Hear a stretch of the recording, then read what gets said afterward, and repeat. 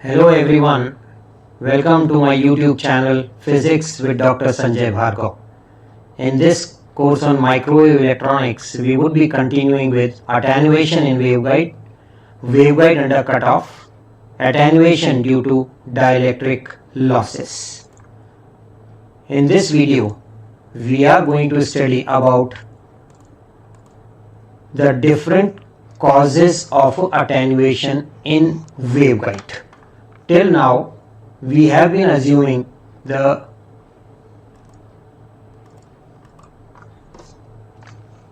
waveguide walls to be perfectly conducting and dielectric to be perfect. But these assumptions are not practical because electromagnetic waves propagating through a waveguide suffer attenuation due to following reasons. अभी तक हम अपने waveguide को एक ideal waveguide मानकर चल रहे थे जहां पर उसकी जो वॉल्स हैं वो परफेक्टली कंडक्टिंग थी और जो हमारे पास डाइलेक्ट्रिक मीडियम था वो भी परफेक्ट था। पर नॉर्मली इस तरह से जो हम चीज़ें मान लेते हैं वो प्रैक्टिकल नहीं है, क्योंकि जब इलेक्ट्रोमैग्नेटिक वेवगाइड में ट्रैवल करती हैं तो उस में अटेन्युएशन अलग अलग कारणों से आ जाता है। The different reasons are the waveguide operating frequency is less than the cut off frequency of the waveguide. Earlier जो वीडियोस हैं उसके अंदर हमने रेक्टेंगुलर वेवगाइड हो चाहे सर्कुलर वेवगाइड हो उसके कट ऑफ फ्रीक्वेंसी के बारे में बात की थी। अगर ऑपरेटिंग फ्रीक्वेंसी उस कट ऑफ फ्रीक्वेंसी से कम होती है तो निश्चित तौर पर कुछ अटेन्युएशन हमें देखने को मिलता है। इसी तरह से जो डाइलेक्ट्रिक मीडियम है यहाँ पर उसमें भी जब वेव प्रोपोगेट करती है तो हमें लॉसेस देखने को मिलते हैं। Losses in guide walls due to finite conductivity of walls. जो हमारा वेवगाइड है उसकी जो वॉल्स हैं उन सब की कंडक्टिविटी फाइनाइट है, इसी कारण से वहां पर कुछ लॉसेस हमें देखने को मिलते हैं। इन सब चीज़ों को पढ़ने से पहले हमें कुछ नॉर्मल चीज़ें मालूम होनी चाहिए। उनमें है वेव इम्पीडेंस और characteristic impedance of the waveguide. How do we define wave impedance? Wave impedance को हम किस प्रकार से परिभाषित कर सकते हैं वो हमने यहाँ पर शो किया है। द वेव इम्पीडेंस और characteristic impedance of a waveguide is equal to the ratio of transverse electric to transverse magnetic field. तो वेव इम्पीडेंस को जब हम डिफाइन करते हैं तो it is always defined as the ratio of transverse electric field to the transverse magnetic field. अब wave impedance दो अलग अलग वेवगाइड्स के लिए हमें डिफाइन करना पड़ेगा। सबसे पहले हम रेक्टेंगुलर वेवगाइड को यहां पर काम में लेते हैं। इम्पीडेंस को हम यहां पर Z से बता रहे हैं। Z would be equal to EX upon HY, क्योंकि Z हमारा डायरेक्शन ऑफ प्रोपोगेशन है। अगर डायरेक्शन ऑफ प्रोपोगेशन Z है तो इसका मतलब हुआ कि ट्रांसवर्स डायरेक्शन या तो X होगा या Y होगा। तो Z is suppose to be the direction of propagation of electromagnetic wave. तो ट्रांसवर्स डायरेक्शन की अगर बात आती है तो ट्रांसवर्स का मतलब होता है परपेंडिकुलर। परपेंडिकुलर का मतलब X भी परपेंडिकुलर होगा और Y भी परपेंडिकुलर होगा। इसीलिए the impedance is defined as the ratio of EX upon HY or it is equal to minus of EY upon HX। Magnitude के पॉइंट ऑफ व्यू से it can be written as EX0 का square plus EY0 का square upon HX0 का square plus HY0 का square. When it comes to TM waves के लिए क्या होगा? HZ would be equal to 0। इसीलिए for TM waves ZTM, that means impedance for TM waves can be defined as EX upon EY minus of EY upon HX, which would be equal to beta upon omega epsilon। Omega जो signal है हमारा उसकी frequency, epsilon हमारा permittivity of the medium, beta is supposed to be the propagation constant and this propagation constant is omega under root mu epsilon in under root of 1 minus omega c upon omega का whole square।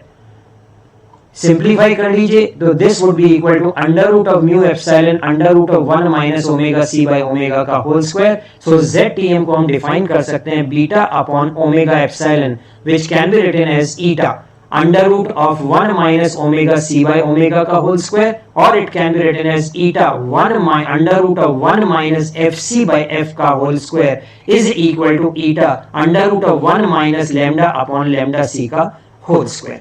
देखिए impedance का जो relation है वो तीन अलग अलग तरीके से हमने यहां पर बताने का कोशिश किया है, एक एंगुलर फ्रीक्वेंसी के टर्म्स में, एक फ्रीक्वेंसी के टर्म्स में, और एक वेवलेंथ के टर्म्स में।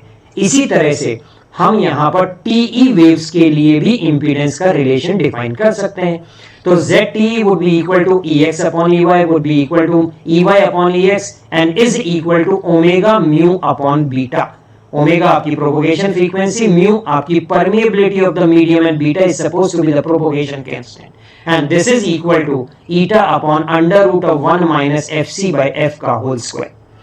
तो यहां पर ZTE would be equal to omega mu upon beta, और omega upon mu beta, omega mu upon beta को हम लिख सकते हैं eta upon under root of 1 minus omega C by omega का होल स्क्वायर, या फिर eta upon under root of 1 minus F C by F का होल स्क्वायर, और it can be written in terms of wavelength as eta upon under root of 1 minus lambda by lambda C का whole square. यहां पर eta is equal to under root mu by epsilon, और ये eta क्या व्यक्त करता है हमारे लिए, intrinsic impedance in an unbounded dielectric.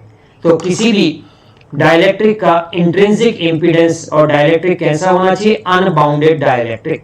इसी तरह से for the circular waveguide the impedance would be defined as the ratio of E rho upon H phi. हमारे पास रो, फाई और Z तीन कोऑर्डिनेट हैं, तो यहां पर Z वुड बी और the impedance would be defined as E rho upon H phi और minus of E phi upon H rho. TM waves के लिए it would be beta upon omega epsilon and is equal to eta under root of 1 minus fc by f का whole square। इसी तरह से ZTE for the TE waves would be defined as omega mu upon beta is equal to eta upon under root of 1 minus fc by f का whole square। अगर ZTM और ZTE इन दोनों को multiply कर दें तो ये देखिए यहां पर आपको मिलेगा mu upon epsilon and that would be equal to eta square. Eta free space के लिए अगर कैलकुलेट करना है तो eta would be equal to under root of mu zero by epsilon zero. Mu zero का वैल्यू आप कितना लिखते हैं, म्यू जीरो का वैल्यू लिखते हैं आप 4 pi into 10 raise to power minus 7, और उसके बाद में एप्सिलॉन जीरो का वैल्यू भी आपको पता है and that is 8.85 into 10 raise to power minus 12। दोनों का रेशियो कैलकुलेट करिए, so this would be equal to 120 pi, pi का वैल्यू सब्स्टिट्यूट करेंगे 3.14, तो हमारे पास आंसर आएगा 377 ओम। इसको हम क्या बोलते हैं, इंपीडेंस ऑफ फ्री स्पेस। अब हमें कैलकुलेट करना है relation for power transmission in a waveguide.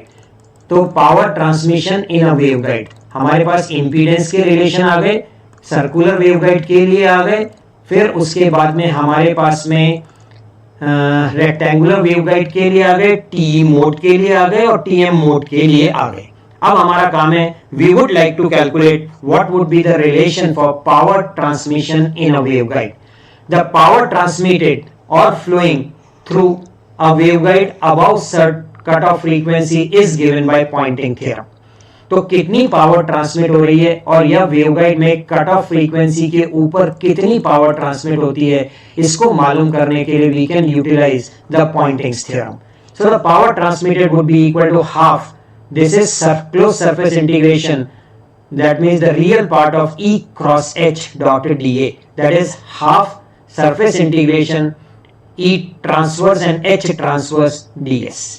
यहां पर जहां हम कैपिटल T काम में लेते हैं वो हम ट्रांसवर्स कंपोनेंट्स के लिए काम में लेते हैं, और अगर छोटा t कहीं पर हम काम में लेंगे तो वो हमारे लिए टेंजेंशियल कंपोनेंट्स को बताएगा। यहां पर ET and similarly here HT both are the transverse components of electric and magnetic fields। Now using general definition of the wave impedance we move forward. हमने लिखा था ZT is equal to ZTM, that means ET upon HT and that would be equal to Z0. Z0 हमारे लिए क्या है?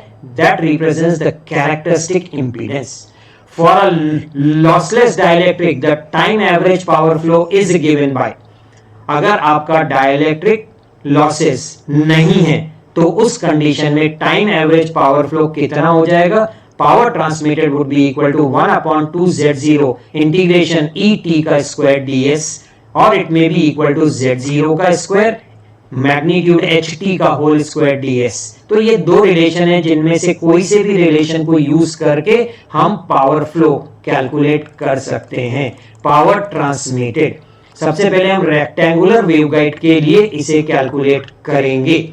For rectangular waveguide for TEMN modes the power transmitted would be given by the relation under root of 1 minus FC by F का whole square upon 2 eta. और dimensions rectangular waveguide के कौन कौन से हैं? A और B. तो integration extends from 0 to A, integration extends from 0 to B, magnitude of EX का square plus magnitude of EY का square dx dy. Similarly, TMMN modes के लिए PT would be equal to 1/2 eta under root of 1 minus FC by F का square, integration extends from 0 to A, 0 to B, bracket में magnitude of HX का square and magnitude of HY का square dx dy. तो यहां पर हमारे पास rectangular waveguide TE modes और TM modes के लिए रिलेशन आ गए हैं. For a rectangular waveguide the average power transmitted is given by PT would be equal to 1/2 Z0, 0 से A, 0 से B, EX का स्क्वायर प्लस EY का स्क्वायर dx dy और would be equal to either Z0/2, 0 से A, 0 से B, HX का square, HY का square dx dy. अब सेम रिलेशन हमें मालूम होने चाहिए सर्कुलर वेवगाइड के लिए. तो for the circular waveguide the average power transmitted is given by, power transmitted would be given by 1/2 Z0, 0 से 2 pi and 0 से A. The radius changes from 0 to A and the azimuthal angle changes from 0 to 2 pi. So phi it would change from 0 to 2 pi and rho would vary from 0 to A. यहां पर magnitude E phi का square plus magnitude E rho का square, rho d rho d phi. Or it can also be written as Z0/2, integration extends from 0 से 2 pi, 0 से A, H phi के magnitude का square, H rho के magnitude का square, rho d rho d phi. For TEMN modes, the power transmitted would be given by under root of 1 minus FC by F का square upon 2 eta.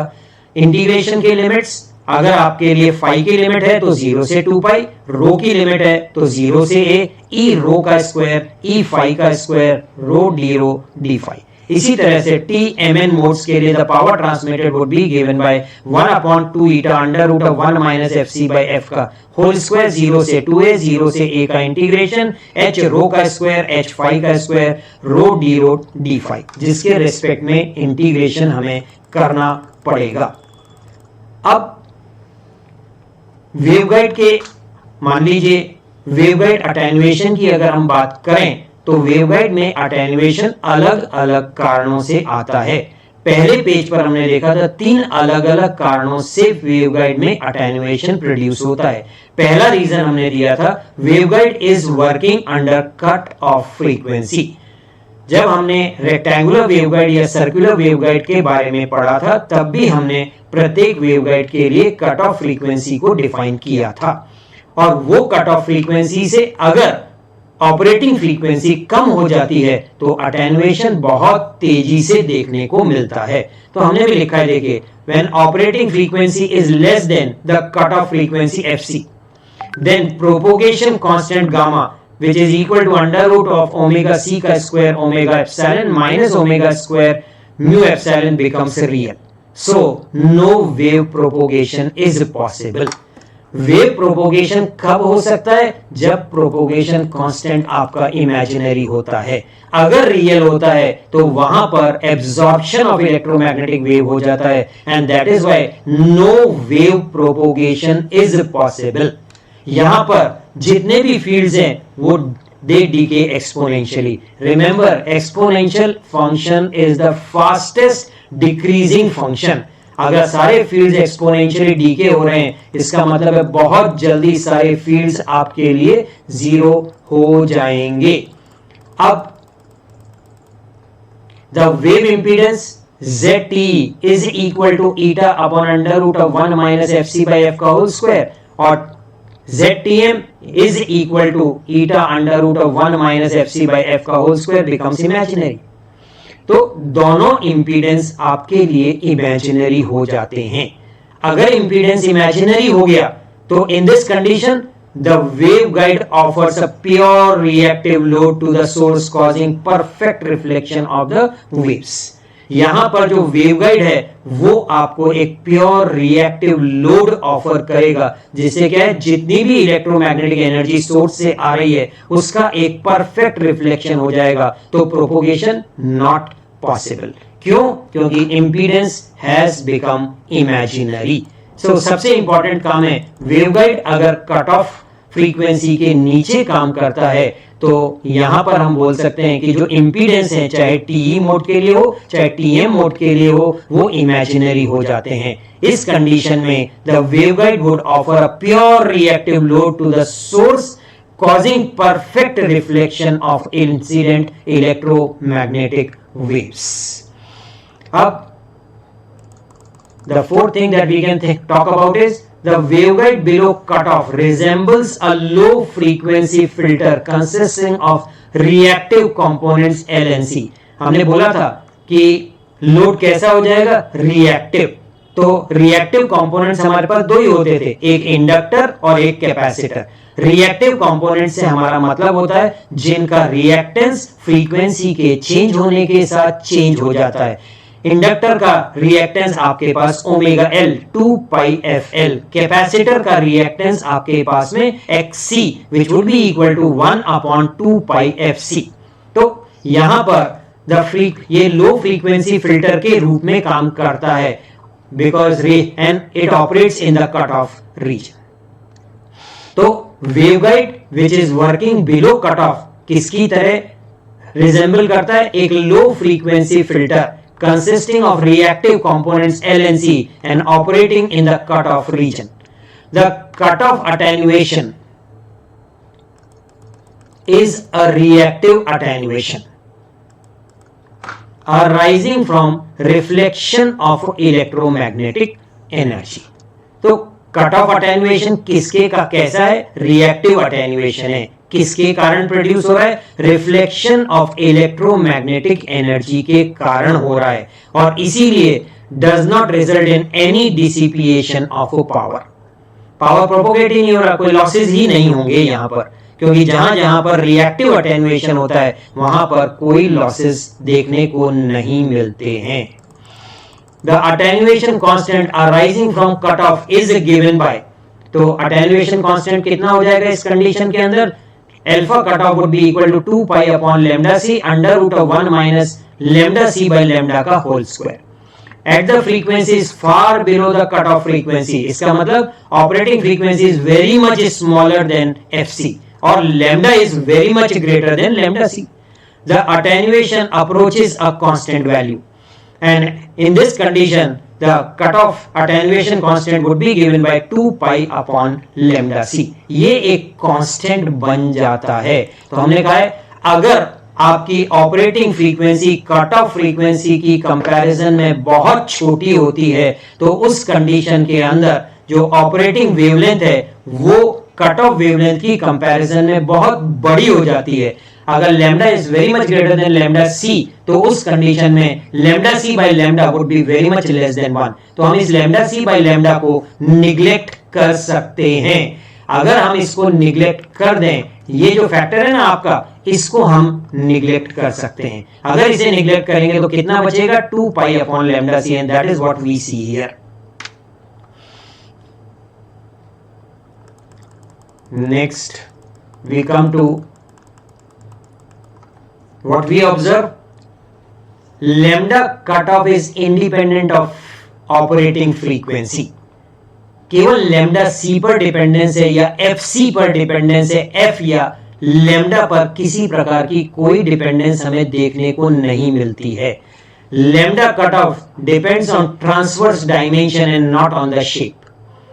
This property is used to design a waveguide attenuator which are used in power control and discontinuity studies in microwave transmission system.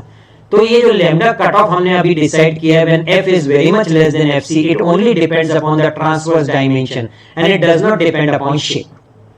This property, ये जो property है ना, इसको use करके हम क्या बना सकते हैं, वेवगाइड अटेन्यूएटर बना सकते हैं, जो कहां पर यूज होगा, power control and discontinuity studies in microwave transmission system में इनका यूटिलिटी हम देख सकते हैं।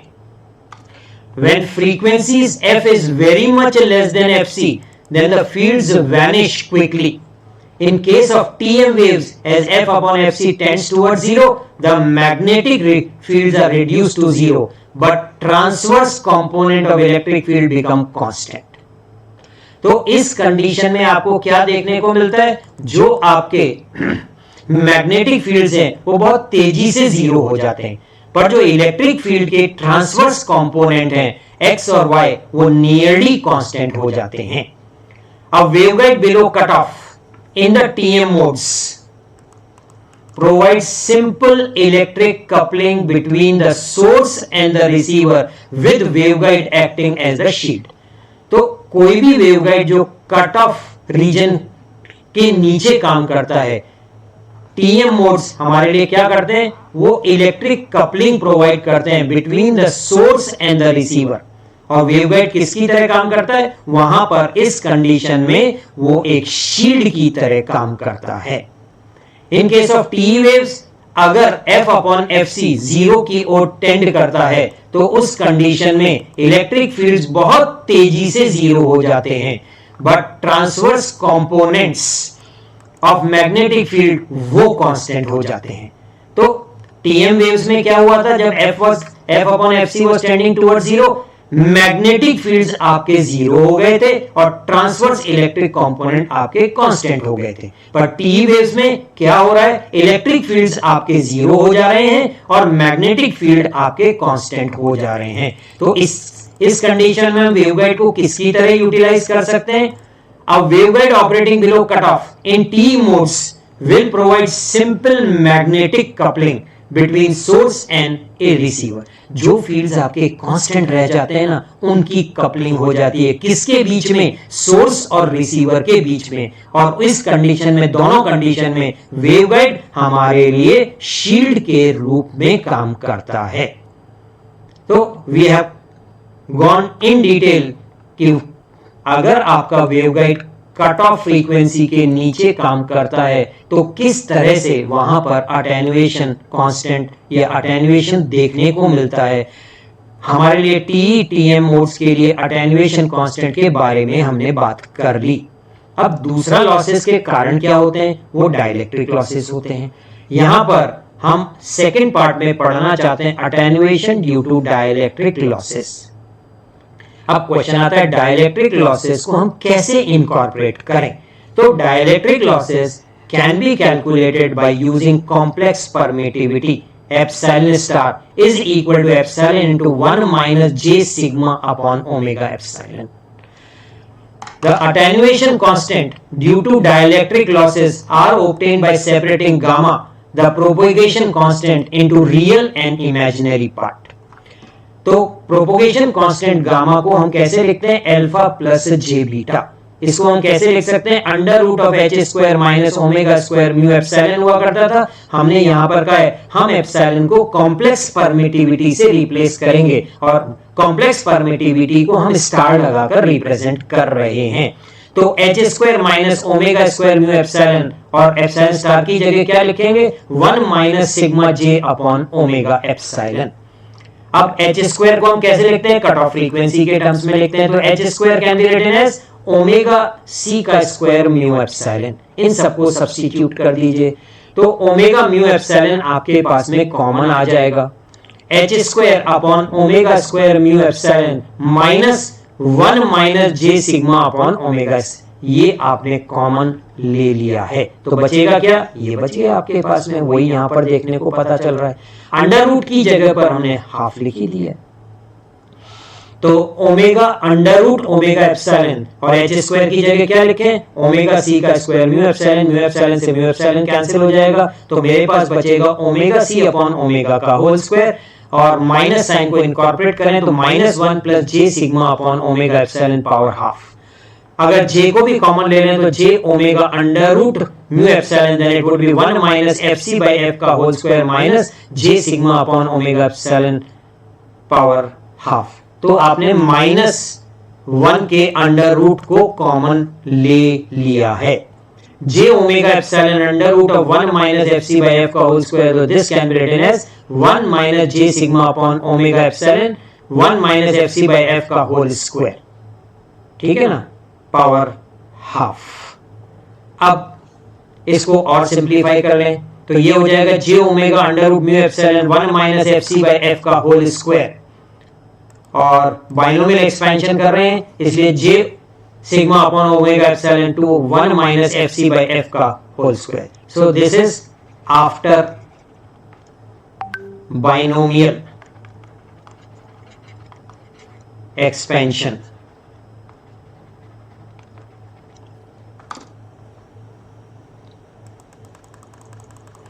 So gamma is now equal to j omega under root mu epsilon under root of 1 minus fc by f का whole square plus sigma by 2 under root mu epsilon 1 upon under root of 1 minus fc by f का whole square. So this can be written as under root mu epsilon को आप eta लिख सकते हैं, so वो हमने लिख दिया। तो यहाँ पर this can be compared with alpha plus j beta, इसलिए alpha का वैल्यू कितना आ जाएगा, sigma eta upon 2 under root of 1 minus fc by f का whole square, and beta is equal to now omega under root mu epsilon under root of 1 minus fc by f का whole square. Eta is nothing but free space impedance. The dielectric attenuation can also be written as alpha is equal to pi upon lambda tangent delta under root of 1 minus fc by f का whole square Napier per meter, where tangent delta is equal to sigma upon omega epsilon. Tangent delta क्या है? It is the ratio of conduction current density to the displacement current density and is normally called as loss tangent. When f is greater than fc, in that case the attenuation constant in the guide approaches that of the unbounded dielectric. It is equal to eta sigma upon 2. जब operating frequency cut off frequency से ज्यादा होती है तो उस condition के अंदर unbounded dielectric की तरह बिहेव करता है। When f is less than fc, attenuation constant becomes very large and no propagation takes place.